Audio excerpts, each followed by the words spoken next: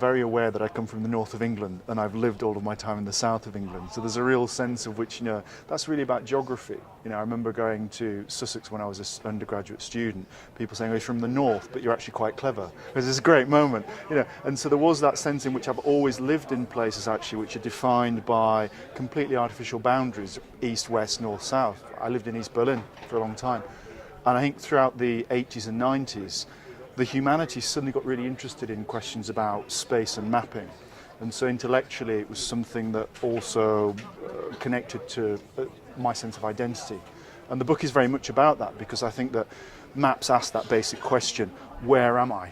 And that actually is an existential question. We think a map is just about getting you from A to B, but I've always thought that maps are very much about defining people's identity. You look at a map and you try and locate yourself on that map. So that's always been an enduring interest for me, because it seems to always be the ways in which place shapes identity. And if that's the question or the issue that you're thinking about, maps are very important. And I think that that's what maps have always done, which is one of the things that I do with this book. I say that really maps, many of the maps that I show, because they're world maps, are not about getting you from one place to the other. They're about defining your place in and on the world. So really the book's as much, I think, about the philosophy of maps as much as the sort of movement of maps, and maps as tools to get you from one place to another. Whenever you put a globe, which is of course a spherical object, whenever you try and project it onto a plane surface, in other words, a flat rectangular piece of paper, you have to make decisions about what you leave off. You have to cause some form of distortion. Any first year geographer will tell you that. So what my interest was is, what decisions do people make throughout history and in different cultures? What do medieval scholars do when they're trying to project the earth onto a flat piece of paper? Well, they're interested in theology. What does an imperial Chinese scribe do in the 15th century when they're trying to project the globe onto a flat piece of paper? Well, again, they change things accordingly, and China is placed at the centre of that map. So again, it's about a certain worldview. We talk about what is our world picture, and we think that that's a very subjective philosophical question, but actually a worldview is obviously always tied to also questions of geography, because you think of a map in some regard.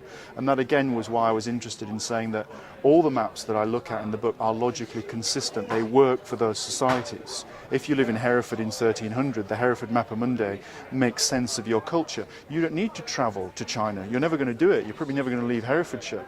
So the map works on those terms, just as current online maps work for us in terms of our current global digital way of moving around the world.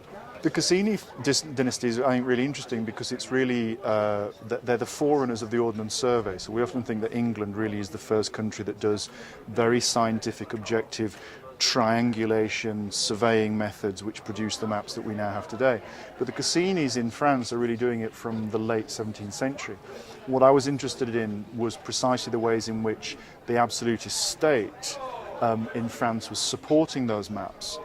But what they ended up doing was producing and creating a version of the nation state. Nobody thought about France as a nation state. They thought about it as a kingdom related to a king and a royal family, but not a nation state. And of course the nation state is actually a very, very recent geopolitical development. And it comes about through 18th and 19th century developments such as newspapers, railways, and maps.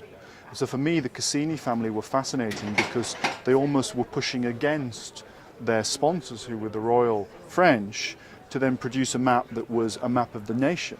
And when you have a Republican critique of the absolutist monarchy, which starts to emerge in the late 18th century, the map suddenly becomes very important. The map is about your country, and your country is worth dying for. And so the creation of the Carte de Cassini, the Cassini map of the entire nation of France, is incredibly important, just broadly within modern French history, as well as within the history of cartography. And that's why I wanted to put it in, because it just tells such a wonderful story. And it's nationalised. Basically, when the Republicans take over in 1789, they nationalise the map. It's this extraordinary story, which shows you how powerful that map is. They know that they have to have hold of that map because it's so vital for their political legitimacy. Yeah, I'm working with Adam Lowe, who is he's an artistic fabricator. He works on facsimiles. He's currently building a facsimile of Tutankhamun's tomb and in the midst of all the turmoil in Egypt. And it's a fascinating mixture because, I mean, me as a scholarly academic, as a historian working with an artist who's also working with scientific digital innovations within conservation. And we started to work on the 3D mapping of objects like the Hereford Mappa Mundi. And it's an extraordinary image because, of course, the original map is a flayed calf skin. It actually is a three-dimensional object. It's just been flattened and flayed. So when you look at it actually in raked light, you can see that it has these extraordinary undulations, and the map maker has created the map around that shape of basically a petrified animal. So in recreating an image of it in 3D, we start to see extraordinary things with the map. And we're going on to do other things. I'm going to talk tonight about we're trying to make a three-dimensional map of the world on the scale of about 40 by 80 square meters, the sort of size of a football pitch. And I think that we're doing this because our argument is that there's nothing terribly bad about maps going digital. It's about the way in which the maps are used. And our question is, can you re-engage with the wonder of the world by using digital technology in a way that I think Google and Bing Maps aren't doing? And so we hope that we're going to create a map which is a three-dimensional routed map of the world which will look like you've never seen. And it's a world without water.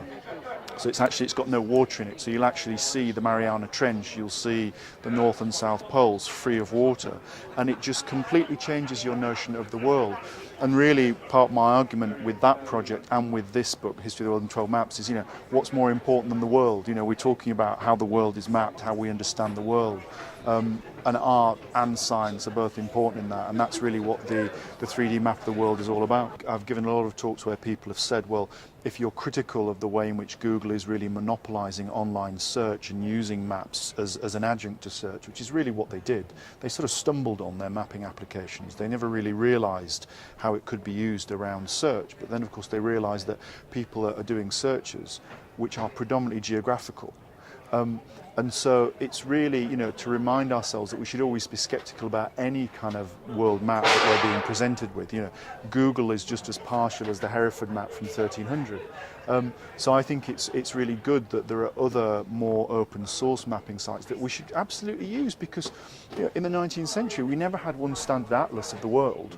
We had various atlases, and I think that diversity is very important, because otherwise we start to believe that there is one standard view. And we know that that's always quite dangerous. Never buy into that one version.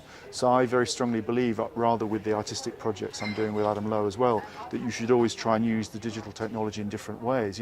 Maps will always be with us. They might just be in a different form. But again, what I'm talking about is how they've moved through stone, papyrus, paper, pixels. And there's nothing either good or bad or right wing or left wing about a map. It's always about how you use it.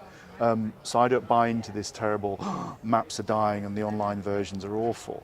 In 100 years we'll look back and say, oh, these early maps, weren't they sort of rather crude and silly, and they were like the sort of dot matrix of early maps. So it seems to me we're in a whole new ball game, but we should just always bear in mind there are other versions of the world and how we map it out there, and we shouldn't just buy into one or two.